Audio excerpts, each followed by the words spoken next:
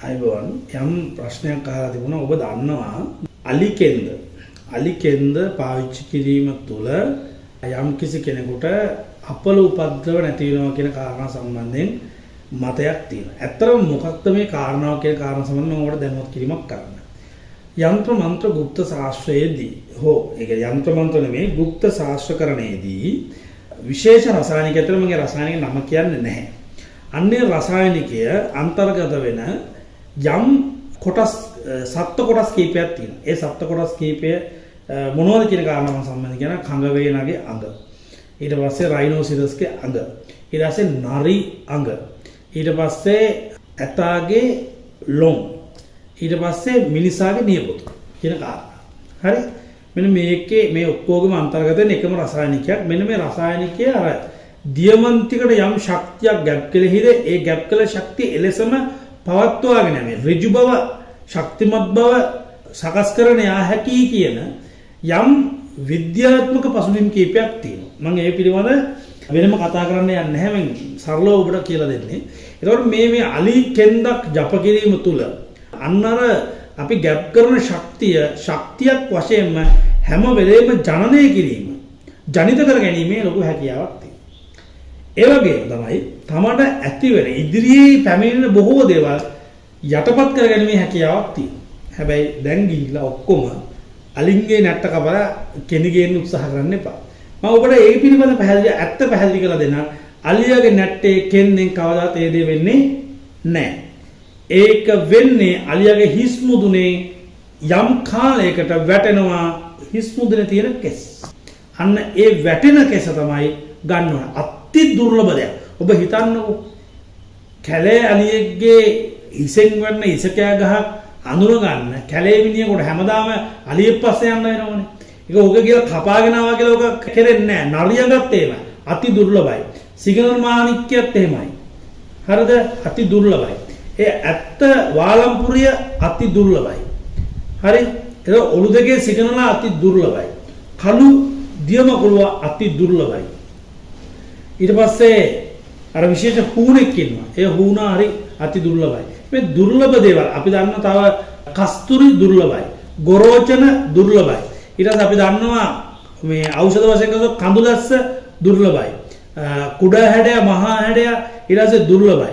ඊට පස්සේ ඉරුරාජ සඳුරාදෙන් දැන් ගොඩක් තැන්වල තියෙනවා. ඊට පස්සේ සංජීවනී ශාකයේ දුර්ලභයි. ඊට පස්සේ ප්‍රාණජීව ශාකයේ දුර්ලභයි. ඒතරම් මේ ඒ කියන්නේ තව තියෙනවා විශේෂ ජලයේ හැදෙන ප්‍රාණජීව කියලා જાතියක්. හරිද?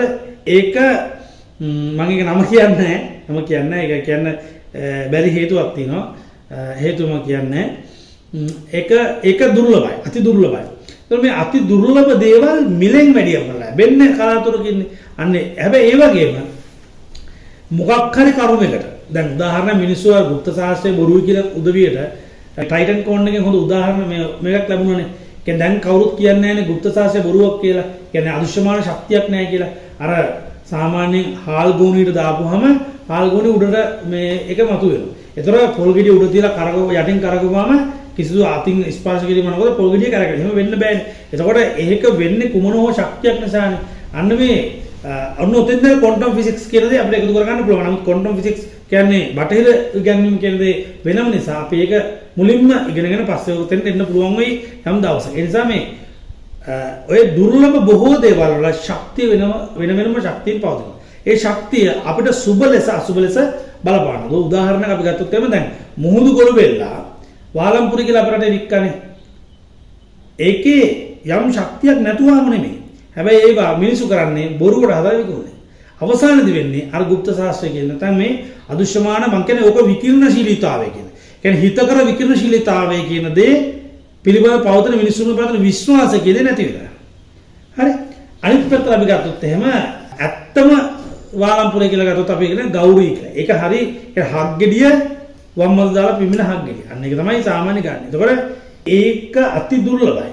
ඒවා අති දුර්ලභයි. ඒවා ඒ වගේ දේවල් වල වෙනම ශක්තියින් ගැබ් වෙලා තියෙනවා. ඒවා බොරු නෙමෙයි.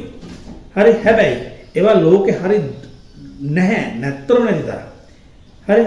එතකොට මේ වෙලා තියෙන්නේ මේ අලිකෙන්ද පස්සේ ගිහිල්ලා අලියාගේ නැට්ට කවලා උට නැට්ටත් අයිමි කරලා සමහරවිට ජීවිතෙත් අයිමි කරලා බලාපොරොත්තු වෙන කාරණා ඉෂ්ට කරගන්න බැර නම් ඒවා පස්සේ යන්න එපා.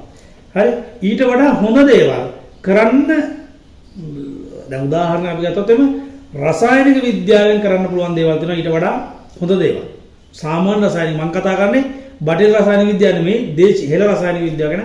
දැන් හෙළ රස සිද්ධිය රස විද්‍යාව කියන දේ ගැන මම කතා කරන්නේ. ඒතකොට අන්න ඒ දේ තුල ඔయిత වඩා හොඳ දේවල් තියෙනවා ඕනම කෙනෙක්ට සකස් කරගන්න පුළුවන් දේවල්. අපි ඒ නිසා ඒ රස විද්‍යාව ගැන මම ඔබට අනාගතයේදී කියලා දෙන්න උත්සාහ කරන්නේ මේ වීඩියෝ මාලාව හරහා. ඒ නිසා කවදාවත් ඔය වගේ දේවල් වලට ඔබ පෙළඹෙන්න එපා කියන කාරණාවයි මම කියන්නේ. එහෙනම් ඔබ කැලේ යද්දී හිසින් වැටුණු හිසෙන් හරියටම දැනගන්න හිසෙන් වැටුණු හිසෙන් වැටුණු අලිකෙන්දක් රගෙන આવොත් මම ඔබට ඒක සකස් කරලා දෙන්නම්. කිසිදු මුදල් මේ ඒ කියන්නේ පූජා භාණ්ඩයක් අතර මම ඔබට අනිවාර්යෙන් ඔබට බලාත්මක විදිහට සකස් කරලා දෙන්න.